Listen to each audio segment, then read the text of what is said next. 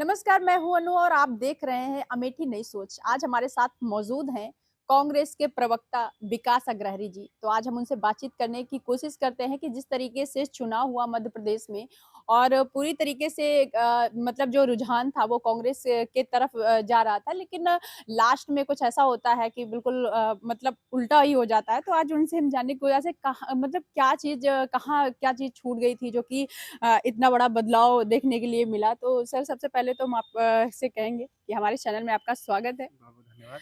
Sir जिस तरीके से मध्य प्रदेश में वोटिंग हुई और रुझान जो है वो कांग्रेस की तरफ से जा रहा था, लेकिन ऐसा क्या हुआ कि लास्ट में बीजेपी भारी मतों से जीती?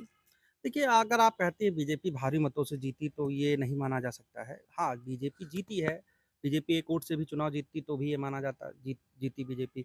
चाँद पर पहला कदम किसने रखा? नील आर्मस्ट्रांग ने रखा, दुनिया जानती है इस चीज़ को। दूसरा कदम कौन रखा? वो मायने नहीं रखता। तो बीजेपी जीती है, लेकिन भारी तरीके से, भारी मतों से अगर आप कहें, तो ये कहीं न कहीं जो है सही नहीं है। क्योंकि हमारे और उनके वोट परसेंटेज में अगर देखा जाए 3 राज्यों में जो हिंदी भाषा के 3 राज्य थे, मात्र 2 से 3% का ही हर राज्य में अमूमन अंतर है। तो हम उनकी ये कोई लैंडस्लाइड विक्ट्री नहीं है। जैसा एक होता था कि सब उड़ गया, जैसा प्रचारित कर रहा है मीडिया कि सब उड़ गया। लेकिन अगर चारों राज्य अगर मने मिला लिए जाएँ, उसमें तेलंगाना को भी अगर हम ऐड करते हैं, तो 4 करोड़ 90 लाख वोट कांग्रेस को मिला है, 4 करोड़ 81 लाख वोट भाजपा को मिला है। आप हुँ, समझ रही हैं? हुँ, वोटों का अंतर बहुत ज़्यादा नहीं है। हमें यहाँ पे ज़रूर 30 लाख वोट हमें हिंदी भाषा में कम मिले हैं। आप सोचिए कि अगर आप हारते हैं, तो जैसे एक होता है कि पूरी तरीके से पूरा साफ हो गया, आपके किसी प्रत्याशी की ज़मानत नहीं बची, ऐसा नहीं है। हम कई सीटें हैं, 100-200 से हारे हैं। अभी जैसे छत्तीसगढ़ में टीएस सिंह वाली सीट 157 वोट से कांग्रेस हारी। तो ऐसे ही आप देखेंगे कि वो जीत का जो आंकड़ा है, वो बहुत ज़्यादा नहीं है। अब हम ये मानते हैं कि कांग्रेस की रणनीतिक रूप से ये चूक है कि हम इतना अच्छा मौका था, जिसको हम भुना नहीं पाए। जनता में आक्रोश था, जनता में गुस्सा था। जनता में गुस्सा नहीं होता तो भाजपा की लैंडस्लाइड विक्ट्री होती और हम रणनीतिक रूप से चूक गए कहीं न कहीं, टिकट वितरण में हम चूक गए कहीं न कहीं, हम और भी चीज़ों में चूके हैं। हो सकता है सेंट्रल जो कांग्रेस की लॉबी रही हो, राज्य की लॉबी रही हो, सही कोऑर्डिनेटर ना बैठा हो। कई सारी चीज़ें हैं, अब उसपे सीनियर नेता लोग चर्चा करेंगे, मंथन करेंगे, विचार-विमर्श होगा, तो बाकी चीज़ें सामने आएँगी। लेकिन मैं ये मानता हूँ कि कांग्रेस को अगर जैसे एक मोदी जी ने नारा दिया था कांग्रेस मुक्त भारत। हुँ, अब मोदी जी को इस पे फिर से विचार करना चाहिए कि क्या कांग्रेस मुक्त भारत संभव है? उनको 481 वोट मिलते हैं, 4 हुँ। करोड़ 81 लाख वोट मिलते हैं, कांग्रेस को 4 करोड़ 90 लाख वोट मिलते हैं, चारों राज्यों में मिला करके। तो ये जो जनता है ना, जनता बहुत खुश नहीं है। हाँ, ये है कि विनिंग नंबर जो उनके पास जा रहा है, वो सरकारी मशीनरी का दुरुपयोग करके या लोगों को छल करके या हो सकता है उनका मैनेजमेंट बहुत ज़्यादा बेहतर हो। उनका जो बूथ है वो मजबूत हो, उनके जो कार्यकर्ता हों वो मजबूत हों, वोटरों को ज़्यादा परसेंटेज में लाने में वो कामयाब रहे हों। कांग्रेस इसमें सब चीज़ों में चूक गई है। तो ये एक व्यापक पैमाने पे अगर देखा जाए तो ये रिसर्च का शोध का विषय है और कांग्रेस इस पे कहीं न कहीं विचार करेगी। एक चीज़ और माननीय स्मृति ईरानी जी का जो बयान आया हुआ है कि एक अकेला सब पर भारी, तो आप उस पे क्या कहना चाहेंगे? देखिए एक अकेला सब पर भारी होता तो अब जैसे जीत हो गई तो ठीक है भाई, उनका भी कहना है, एक अकेला सब पर भारी। लेकिन सच्चाई ये है कि भाजपा भी 38 दलों के गठबंधन से चल रही है। हुँ, अभी राजभर साहब भी आ गए हैं, 39 हो गया है। अली बाबा हाई हैं, 1 लोग और आ जाएँगे, 40 की टीम पूरी हो जाएगी। हुँ। तो ये अगर वो कहती हैं कि एक अकेला सब पर भारी, अरे आप अकेले ही खुद को गिना रहे हो, तो बाकी जो लोगों को कहो कि भैया तुम्हारा काम क्या है? जाओ स्मृति जी बताओ कि सबको कहो कि जाओ, सब काम खत्म, टाटा बाय-बाय। ये चीज़ें नहीं हैं। हुँ। तो अगर भई जीत तो आपकी है ही है ना, जीत पे कोई वो नहीं कह रहा है, तो शिवराज जी तो 18 साल से वहाँ पे मुख्यमंत्री हैं, शिवराज जी का कोई मतलब ही नहीं है। जिस तरीके से वहाँ पे जो मतलब लोग वहाँ पे मीडिया कर्मचारी गए थे, वहाँ पे बहुत सारी ये जो मतलब रिज़ल्ट सामने आ रहा है, लग रहा था कि वाक़ई में कांग्रेस आने वाली है। ऐसा मतलब क्या हो गया है और मतलब आगे चल के आप लोग क्या सुधार उसमें लाना चाहेंगे कि आगे चल के वहाँ पे कांग्रेस निकले? 230 सीटों पे ये चुनाव था तीनों एमपी का। हुँ, 230 सीटों में जब बैलेट बॉक्स की जब गिनती होती है, 199 सीटें कांग्रेस जीतती है। हुँ, 230 में जो मत पर्ची का मैं कोई सवाल नहीं खड़े कर रहा हुँ, हूँ, हुँ, मैं एक आपको एक एग्ज़ाम्पल दे रहा हूँ कि चीज़ें कहाँ पे बदल रही हैं। इलेक्शन कमीशन इस पे ध्यान दे और लोग ध्यान दें कि बैलेट से जो चुनाव होते हैं, उस पे 199 पे कांग्रेस आगे रहती है। हुँ। मात्र 31 सीटों पे बीजेपी को लीड मिलती है। बैलेट से जो चुनाव होता है, जो कर्मचारी या जो भी और लोग वोट करते तो हैं। क्या वाक़ई में ईवीएम में मैं इस पे कोई सवाल नहीं खड़े कर रहा हूँ, मैं इस पे कोई सवाल नहीं खड़े कर रहा हूँ। मैं कह रहा हूँ कि इस पे इलेक्शन कमीशन की क्या राय है? भई अ, अगर एक तबका है, हर सीट पे मान लीजिए 4000 लोग, 5000 लोग बैलेट से वोट कर रहे हैं। वो 5000 लोग कहते हैं कि उसमें से 199 सीटें कांग्रेस को चली जाती हैं। हर सीट पे अमूमन 2, 4, 5000 कर्मचारी रहते हैं, हुँ। तो वो सीटें कांग्रेस को चली जाती हैं। बाकी का जो बचता है, 31 सीट, उस पे बीजेपी आगे रहती है। तो भई जैसे अगर हम भई भारत में इलेक्शन कमीशन एक स्वतंत्र संस्था है।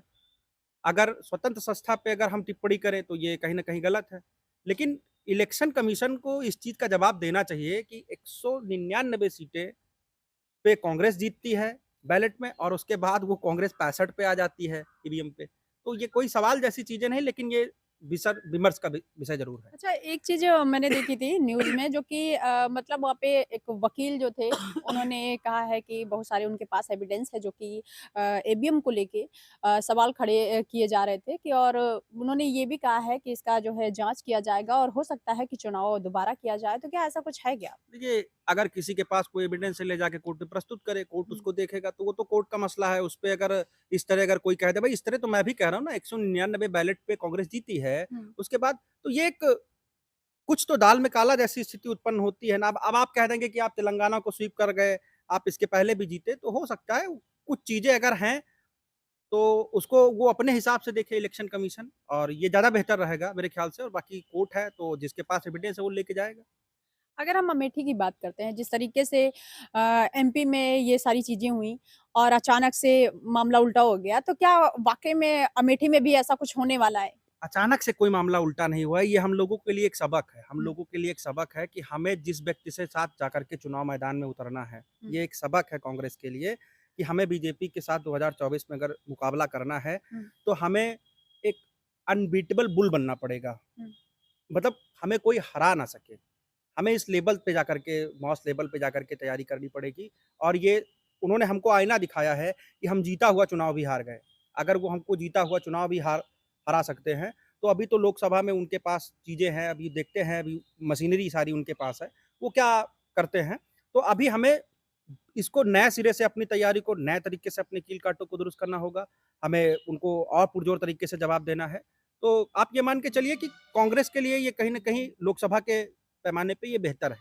अभी मैंने एक न्यूज़ देखी थी, उसमें कहा गया कि जिस तरीके से बीजेपी के कार्यकर्ता अपने मतलब मजबूत इरादे से काम करते हैं और चुनाव को अच्छी तरीके से जीतते हैं, तो अभी कांग्रेस को बीजेपी से सीखना चाहिए। तो क्या वाक़ई में कांग्रेस एक मतलब कांग्रेस को बीजेपी से सीखना चाहिए रणनीति? देखिए अच्छी चीज़ें शत्रु से भी सीखनी चाहिए। हुँ, ये हमारी परंपरा सनातन की रही है। हुँ, तो मैं ये इस चीज़ को कहता हूँ, स्वीकार करता हूँ, जिस तरह का बूथ मैनेजमेंट, जिस तरह का माइक्रो मैनेजमेंट उनके पास है, जिस तरह का टिकट बाँटते समय वो चीज़ों को क्रिएट करते हैं, केंद्र और राज्य का समन्वय मिला करके करते हैं, वो किसी को भी आदेश दे देते हैं। जैसे आप कैलाश विजयवर्गीय जैसे लोगों को देखिए, 9-9 सांसद उन्होंने उतार दिए एमपी में। अब ना उन सांसदों को राज्य ने कहा चुनाव लड़ने के लिए, उनको सीधा केंद्र से आदेश आ गया कि आपको चुनाव मैदान में जाना है। तो कहीं न कहीं कुछ चीज़ें ऐसी हैं कि कांग्रेस को इन चीज़ों से सीख लेने की आवश्यकता है, कांग्रेस सीखे, बेहतर है कि हमें अपने मजबूत पे, अपनी पिच पे चुनाव लड़ना है। हमें विरोधी को कतई कमज़ोर नहीं समझना है, हमें पूरी तरीके से उनके ऊपर चुनाव मैदान में जाकर के उनसे मुकाबला करना है। तो ये सब चीज़ें सीखने लायक है, नो डाउट, इसमें मैं सहमत हूँ। एक चीज़ और आपसे पूछना चाहेंगे कि जैसे अखिलेश जी भी संगठन में सम्मिलित थे, लेकिन उनको सीटें नहीं दी गईं, तो क्या मतलब 2, 4, 5 सीट क्या उनको देना चाहिए था कांग्रेस को कि नहीं देना चाहिए था? अगर वो दे देते तो शायद कुछ नहीं होता, जीतते तो कुछ तो इधर-उधर होता ही। क्या देखिए, कहना चाहेंगे इस पे? रणनीतिक चूक तो बहुत सारी हैं, हुँ। रणनीतिक चूक बहुत सारी हैं। अगर नहीं, मतलब कांग्रेस को लगा कि वो अकेले ही मतलब मैनेज कर लेंगे और यही चीज़ तो मैं मतलब मेरा ये व्यक्तिगत मानना है कि कुछ चीज़ें ऐसी होती हैं जो नहीं होनी चाहिए। हुँ, कुछ चीज़ें ऐसी होती हैं जो नहीं होनी चाहिए। मैं ऑन कैमरा आपके पास कहता हूँ कि वो भाजपा ऐसी पार्टी है जो अ 1 डेढ़ 2 3 ऐसे-ऐसे परसेंटेज में कर के 10 जातियों को इकट्ठा करती है, फिर कहती है 7.5% वोट बैंक का है, हुँ। ये हमको नेता मिल गया। तो ये मैं मानता हूँ कि हमें उनसे ये भी चीज़ें सीखने की ज़रूरत है। वो जो परसेंटेज होता है, 2-3% से अगर हम चुनाव हार रहे हैं, तो अगर हम जैसे राजस्थान में एक पार्टी है, हम उसके साथ अलायंस नहीं कर पाए। हुँ। हो सकता है उससे अलायंस करते, 1-2 पार्टियों से और अलायंस करते, भले ही सरकार थी हमारी, लेकिन अलायंस आज की ज़रूरत है, आज का वक़्त है, आज के समय में अलायंस ज़रूरी है और हमारा इंडिया गठबंधन है ही है। ऑलरेडी हम अलायंस में लोकसभा लड़ने जा रहे हैं, तो हमें विधानसभा में भी इस पे विचार करना चाहिए था। हाँ, 2, 4, 5 सीटें थी, 10 सीटें थी, उस पे बैठ कर के विमर्श करके ऐसा नहीं था अखिलेश जी कोई नौ नए नेता हैं, नए खिलाड़ी हैं, तो उनकी भी मजबूरी थी कांग्रेस के साथ ही जाना, हुँ। तो इस पे विचार हो सकता था। चीज़ें वहाँ पे भी मैं मानता हूँ ज़्यादा बेहतर नहीं हुई। तो इस जीत जो बीजेपी की मतलब जीत हुई है, तो क्या लग रहा है कि 2024 में ये चुनाव जो है, जो आने वाला है, तो क्या बीजेपी का रास्ता बिल्कुल क्लियर है? देखिए क्या समझा जाए? बीजेपी ने अभी जो किया है, जैसे बीजेपी ने एक कहा मोदी की गारंटी ₹400 में सिलेंडर राजस्थान में, ₹450 में एमपी को। हुँ। अभी जैसे होता नहीं जब चीज़ें निकल कर के बाहर सामने आएँगी तब आपको जनता को जवाब देना पड़ेगा। आप उत्तर प्रदेश के लोगों को 1100 में सिलेंडर दे रहे हो, उत्तर प्रदेश के लोगों ने तो वहाँ पे वोट दिया नहीं। हुँ। तो अभी जब 24 का पैटर्न आएगा, आपने वहाँ लालच दे करके लाडली बहना योजना, ये योजना, सारी योजनाएँ आपने बताई। अब आपको उसको 6 महीने में, 4 महीने में आने वाले समय में धरातल पे लागू करना है, जो कि आपके लिए आसान नहीं है। आप 400 में जब एमपी में सिलेंडर दे सकते हो, राजस्थान में सिलेंडर दे सकते हो, तो यूपी, बिहार के लोगों से कौन-सा दुश्मनी है आपका भैया? हुँ। भई यूपी में भी तो आपका ही सरकार है, इधर हरियाणा में बगल में आपका सरकार है। तो क्या हम लोग आपसे आपके दुश्मन हैं? तो कहने का मतलब ये है कि तब मुद्दे अलग होंगे, अब मुद्दे अलग होंगे। फिलहाल ये जो वोट का परसेंटेज है, जो जनता का माइंडसेट है कि आप बस 2% 3% और आगे बढ़िए, 2-3% का ही हमारे और उनके बीच में फासला है। हमें बस इसी थोड़े से गैप को, 1 बित्ते के गैप को इसी को पाटना है। उसके बाद फिर तो क्या लग रहा है 2024 में अमेठी में पूर्ण बहुमत की सरकार बनेगी? देखिए बहुत मेहनत की आवश्यकता है। मैं अब ग्राउंड पे हूँ, मैं धरातल पे हूँ, मुझे ये पता है बहुत मेहनत की आवश्यकता है और हमें अपने पुराने सिपाहियों को उनसे मिलने की ज़रूरत है, हमें अपने पुराने कार्यकर्ताओं के पास जाने की ज़रूरत है, हमें नौजवानों को ज़्यादा से ज़्यादा ज़िम्मेदारी देने की ज़रूरत है, हुँ। एग्रेसिव होके हमें चुनाव मैदान में उतरने की ज़रूरत है। ऐसे नहीं है कि राहुल भैया आ गए और हम चुनाव जीत जाएँगे, सच्चाई ये है हमें मेहनत करने की अब बहुत ज़रूरत है क्योंकि उनके माइक्रो मैनेजमेंट के सामने हमारा भी मैनेजमेंट थोड़ा-सा वीक है। और कुछ कहना चाहेंगे सर? बस यही है कि कांग्रेस कांग्रेस की एक विचारधारा है, मोदी उसको नहीं हरा पाएँगे, मोदी के जो सपने हैं, वो कभी कांग्रेस मुक्त भारत के वो पूरे होने वाले नहीं हैं, क्योंकि जनता का वोट परसेंटेज धीरे-धीरे, धीरे-धीरे, धीरे-धीरे वो बढ़ रहा है। अभी जैसे देखिए पहले ये गैप जो आज 2-4% का है, 2-3% का दिख रहा है, ये गैप पहले दिखता था 10-10% का। हुँ। अभी ये लगातार मैं एनालिसिस कर रहा हूँ, लगातार ये गैप कम ही होता आ रहा है। ये गैप क्यों कम हो रहा है? 10 साल हो गए मोदी को, जो लड़का उस समय 12 साल का था, वो 22 साल का हो सकता है उसने 2 वोट कर दिया हो। लेकिन अब वो 12 से 22 पे देख रहा है कि हमारी ज़रूरतें क्या हैं और उस टाइम पे लोगों को ज़रूरतें क्या थी जो अभी के 18 के नौजवान 14 में थे, उनकी ज़रूरतें कुछ दूसरी थी। तो ये जो नया वर्ग का वोटर, जो नए वर्ग का समर्थन कांग्रेस को व्यापक पैमाने पे मिल रहा है क्योंकि अब जब वो स्कूल में अपने पढ़ने जाते हैं, कोई भी आप एक विद्यालय ले लीजिए, कोई भी एक विद्यालय ले लीजिए, वहाँ पे अनएम्प्लॉयमेंट की बहुत बात होती है। आप यूट्यूब चैनल पे चाहे आप खान सर का देख लीजिए, चाहे आप अवध ओझा सर का, चाहे विकास तिवारी, वो सारे लोग इस चीज़ पे वकालत करते हैं कि शिक्षा भई अगर आप पढ़ रहे हैं तो आप ज़ाहिर-सी बात है ना आप नौकरी की बात करेंगे, या तो आप पढ़ेंगे। जब आदमी पढ़ेगा वो एटलीस्ट उसकी उनकी डिमांड ये रहती है कि जितना आपके पास पद खाली है आप उसको तो भरिए। तो जितने भी शिक्षण संस्थान हैं, जितने भी अध्यापक हैं, अब ये सब जितने नए बच्चे आ रहे हैं, जो अब नए वोटर हो रहे हैं, तो जैसे इनका एक सपना है कि हम हमेशा रहेंगे, तो सच्चाई ये है कि जब नया वोटर का एक पौध भारत में खड़ा होगा, वो देखेगा कि 10 साल में क्या हुआ, 15 साल में क्या हुआ, वो इन चीज़ों के आधार पे इनको तय करेगा, तो फिर ज़ाहिर-सी बात है कि इनका गिरना ग्राफ गिरना लास्ट तय है। क्वेश्चन आपसे करना चाहेंगे। क्या लगता है कि ये जो हार हुई है कांग्रेस की एमपी में, तो क्या सनातन का विरोध उन्होंने किया था, इस वजह से हो गई हार या फिर कुछ और बात है? 40% मेरे ख्याल से 96-97% आबादी वहाँ पे हिंदुओं की है। हुँ। अब उसमें 40% वोट हमको मिल रहा है। हुँ। तो या तो वो 40% वाले हिंदू नहीं हैं।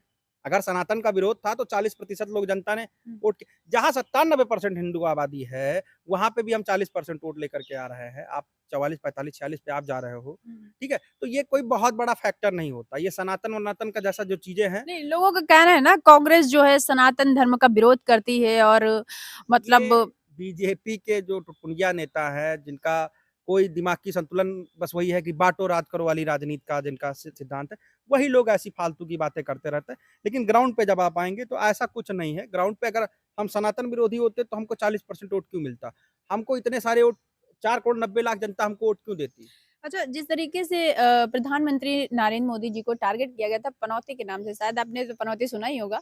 तो क्या क्या वाक़ई में पनौती ऐसी कोई चीज़ होती है, पनौती क्या होता है और उनके लिए ये टिप्पणियाँ क्यों क करी गईं? और दूसरी बात ये रही कि उन्होंने ये कहा कि पनौती जिस तरीके से शब्दों का इस्तेमाल किया गया और आज जनता ने उन्हें जवाब दे दिया है कांग्रेसियों को, तो उस पे आप क्या कहना चाहेंगे? देखिए मैं थोड़ा-सा नहीं मानूँगा उनको, हुँ, पनौती नहीं है। हुँ, अगर वो पनौती होते तो अडानी भारत का सबसे अमीर आदमी नहीं होता। हुँ, वो पनौती होते तो जय शाह बीसीसीआई का सचिव नहीं होता। वो पनौती होते तो भाजपा का परिवार दल वाद सही होता। हुँ, भाजपा का जो परिवारवाद है वो भी गलत होता। तो वो प सबके लिए पनौती नहीं है। वो छात्रों के लिए, नौजवानों के लिए, हुँ, किसानों के लिए, छोटे दुकानदारों के लिए जो उनकी नीतियाँ हैं, हुँ, वो गलत हो सकती हैं।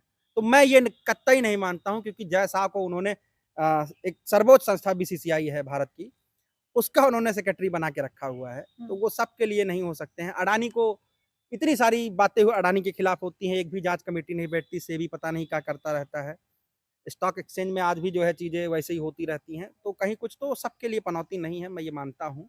एक इंटरव्यू के दौरान प्रधानमंत्री नरेंद्र मोदी जी ने मतलब अपनी बात को रखा था कि जिस तरीके से लोग उन्हें अभद्र टिप्पणियां करते हैं, पनौती बोलते हैं, चाय वाला बोलते हैं, तो एक प्रधानमंत्री होने के नाते क्या उनको तकलीफ नहीं होती, उनको दुख नहीं होता? तो उन्होंने अपने दुख को बयां किया है, तो उस पे आप क्या कहना चाहेंगे? क्या एक पीएम के लिए इस तरीके से चाय वाला जो उन्होंने अपना व्यक्तिगत चीजें शेयर किया है सबके सामने, तो क्या ये कहाँ तक सही है? देखिए, आपने दुःख की बात की, मैं यहाँ पे थोड़ा-सा ये करूँ, अरे भाई दुःख अगर है आपके पास ठीक है, हुँ, ये जो रोज़-रोज़ कपड़ा बढ़िया-बढ़िया बदलते रहते हो दिन भर में 3-3 बार, ये जो सुख ले रहे हो, हुँ, इसके बारे में भी तो कभी चर्चा करो। हुँ, इसके बारे में भी तो कभी चर्चा करो, 16,000 करोड़ के जिस फ्लाइट से उड़ते हो, उसके बारे में भी तो कभी चर्चा करो। आपको उन चीज़ों के बारे में भी लोगों को बताना चाहिए। पनौती कांग्रेस का दिया हुआ शब्द नहीं है। हुँ, पनौती कांग्रेस का दिया हुआ शब्द नहीं है। कांग्रेस ने कभी नहीं कहा कि पनौती, पनौती। हुँ। ये तो सोशल मीडिया के नेटिज़न्स हैं और लोग हैं, उन्होंने एक माहौल क्रिएट किया। हुँ, फिलहाल मैं मानता हूँ ऐसी चीज़ें नहीं होनी चाहिए। ऐसी चीज़ें नहीं होनी बाकी मोदी जी का तो इतिहास है रो-रो करके राजनीति करने का। हुँ। वो बिना रोए राजनीति नहीं करते। रोने का मतलब ये है कि वो हर चीज़ पे को भुनाने का प्रयास करते हैं। हर चीज़ को भुनाने का राजनीतिक लाभ देने का। तो ये मैं मानता हूँ ये उनकी आदत है तो फिलहाल गाली-वाली जैसा कुछ है ही नहीं है। बस इतना सा ही मेरे मुझे कहना है। बहुत-बहुत धन्यवाद आपका। जी, धन्यवाद।